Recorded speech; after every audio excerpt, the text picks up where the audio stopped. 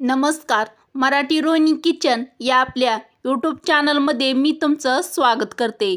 तर माझ्या प्रत्येक सुगरणीला सुगरणपणाचं कौतुकच होणार अशा उपयुक्त किचन टिप. चला तर मग व्हिडिओला सुरुवात करूया. Tip number 1. उपवासासाठी साबुदाणा खीर बनवताना आपण साबुदाणा भिजवून दुधात घालतो. अगोदर दूध गरम करून घ्या. एका जाड बुडाच्या कढईत आतून थोडेसे तूप लावून त्यामध्ये भिजवलेला साबुदाणा घालून थोडा तो साबुदाणा परतून घ्या.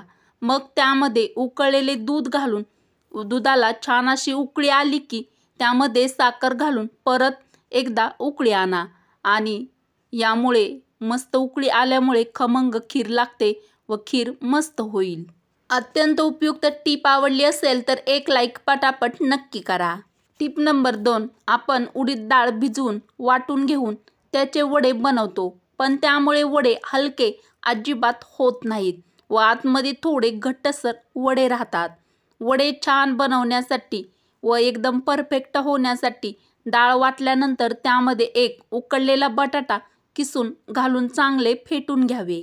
तर वडे बनवताना ही टीप ट्राय करा. Tip number 3. अगदी परफेक्ट पंजाबी स्टाईल राजमा बनवताना त्यामध्ये एक उकळलेला बटाटा सोलून किसून त्यामध्ये घालावा. त्यामुळे राजमा मसाल्याला छान अशी टेस्ट येते व ग्रेव्ही पण यामुळे खूप छान घट्ट व दाटसर अशी होते. अत्यंत महत्त्वाची टिप नंबर 4. कॉफी बनवताना आपण जायफळ वापरतो, पण प्रत्येक वेळेस जायफळ उगाळत बसण्यामध्ये आपला वेळ बराचसा वाया जातो. त्यासाठी जेव्हा आपण कॉफी पावडर आणतो तेव्हाच त्यामध्ये जायफळ पावडर बनवून मिक्स करून त्यामध्ये घालून घ्या. त्यामुळे मिक्स केल्यामुळे आपल्याला दरवेळेस जायफळ उगाळत बसावं लागणार नाही. अत्यंत उपयुक्त टिप नंबर 5. जर ग्रेव्हीमध्ये तेल किंवा तूप जास्त झाले असेल तर फ्रीजमध्ये किंवा फ्रीजरमध्ये थोडा वेळ ती ग्रेव्ही ठेवा. वर तरंगणारे तेल स्थिर होईल आणि आपणाला ते सहजपणे आपण काढून टाकू शकतो. नंतर सर्व करण्यापूर्वी तुमची डिश पुन्हा गरम करून तुम्ही वाढू शकता.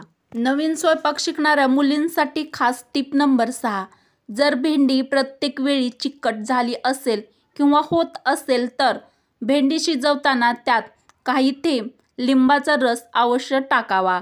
त्यामुळे त्याचा भेंडीचा चिकटपणा निघून जाईल. या व्यतिरिक्त तुम्ही भेंडी शिजवताना 1 चमचा भाजलेले छान असे खरपूस बेसन त्यामध्ये देखील घालू शकता. त्यामुळे देखील भेंडीचा चिकटपणा दूर होईल आणि भेंडी देखील छान अशी चवीला टेस्टी होईल व कुरकुरीत देखील होईल. अतिशय उपयुक्त टिप नंबर 7. मलईमधून जास्तीत जास्त तूप काढण्यासाठी त्यात बर्फ घालून मिक्स करून आतमध्ये हलवा. यामुळे सर्व लोणी वेगळे होऊन वर येईल आणि मट्टा तळाशी राहील. याचा वापर तुम्ही कढी किंवा रवा इडलीचे बॅटर बनवण्यासाठी देखील करू शकता. प्रत्येक गृहिणींसाठी व सुगरणीसाठी अत्यंत उपयुक्त टिप नंबर 8.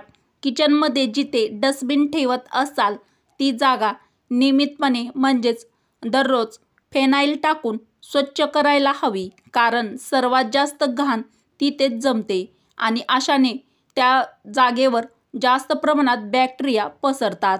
किचनमध्ये नेहमी झाकण असलेले डस्टबिन वापरा. तर तुम्ही पण तुमच्या किचनमध्ये स्वच्छतेसाठी ही काळजी तर नक्कीच घ्या. Tip number 9. किचनची काचेची खिडकी आणि दार घाण झाले असल्यास गरम पाण्यात पेपर बुडवून त्याने काच किंवा दार स्वच्छ करा. याने माती आणि चिकट डाग आरामात स्वच्छ होऊन जातात. तर तुमची पण खिडकी किंवा दारची काच व्यवस्थित स्वच्छ करण्यासाठी ही टीप ट्राय करू शकता. Tip number 10. Perfect French fries करण्यासाठी बटाटे कापून घ्या आणि पाण्यात 2 ते 3 मिनिटे उकळवा. त्यांना पाण्यातून काढून किचन रुमाल किंवा टिश्यू पेपरवर पसरवा, जेणेकरून त्याचे सर्व पाणी सुकून जाईल किंवा निथळून जाईल.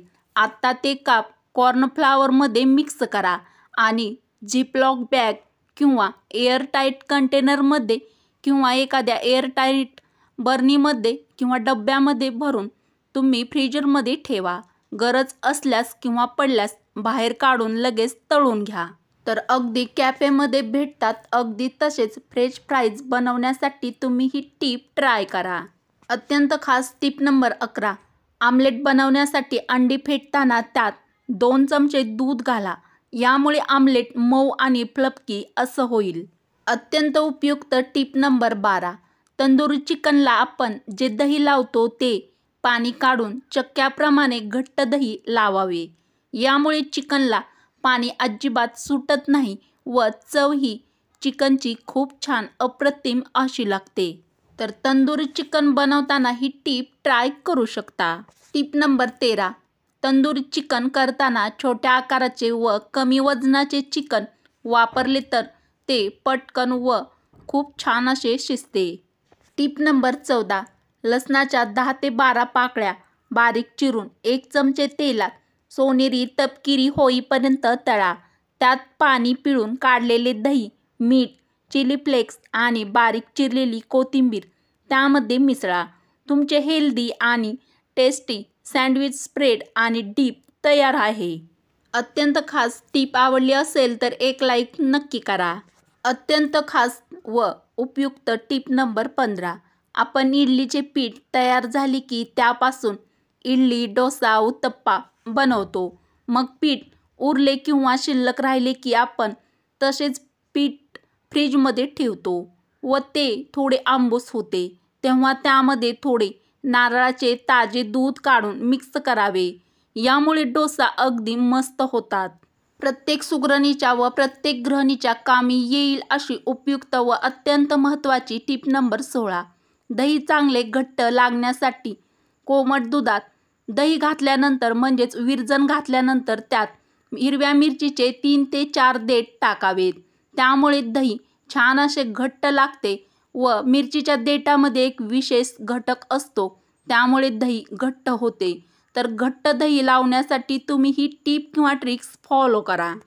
टीप नंबर 17. आपण रेस्टॉरंटमध्ये पावभाजी ऑर्डर करतो त्यावेळी भाजीचा रंग खूप जास्त लालसर असतो. आपण घरी तशीच पावभाजी बनवू शकतो व तसाच सेम रंग येण्यासाठी भाजी बनवताना त्यामध्ये थोडे बीटरूट उकडून त्याचा लगदा करून त्यामध्ये घालू शकतो. त्यामुळे भाजीला चांगला रंग येतो व भाजीची टेस्टसुद्धा चेंज होत नाही. तर रेस्टॉरंटसारखी पावभाजी घरी बनवण्यासाठी ही टीप किंवा ट्रिक्स फॉलो करा. वरील उपयुक्त व खास टीप जर तुम्हाला आवडल्या असतील तर मराठी रोहिणी किचन या आपल्या मराठमोळ्या चॅनलला सबस्क्राईब करा, लाईक करा व असेच नवनवीन व छान छान व्हिडिओ तुमच्या मित्रमैत्रिणीला शेअर करायला अजिबात विसरू नका. चला तर मग भेटू अशाच पुढच्या एखाद्या छानशा व्हिडिओमध्ये. व्हिडिओ पूर्ण बघितल्याबद्दल धन्यवाद.